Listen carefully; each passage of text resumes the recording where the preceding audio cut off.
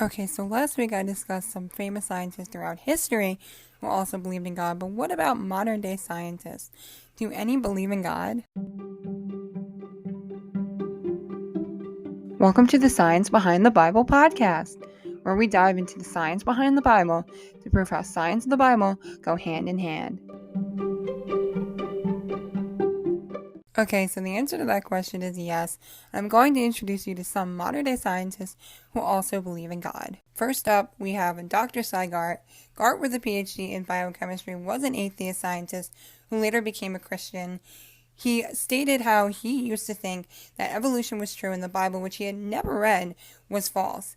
He thought that a supernatural living God in the sky was a fairy tale and thought that science held the keys to unlocking all mysteries. But then he started to contemplate other questions, like where did the universe come from? How long did life begin? What does it mean to be a human? What is the source of our creativity?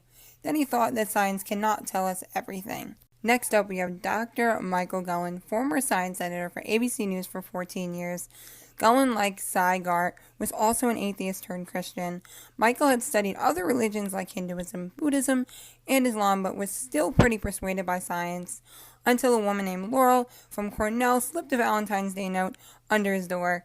Then he later both decided to read and explore the Bible together, and the rest is history. And the final scientist I will be discussing in this week's episode is astrophysicist Hugh Ross.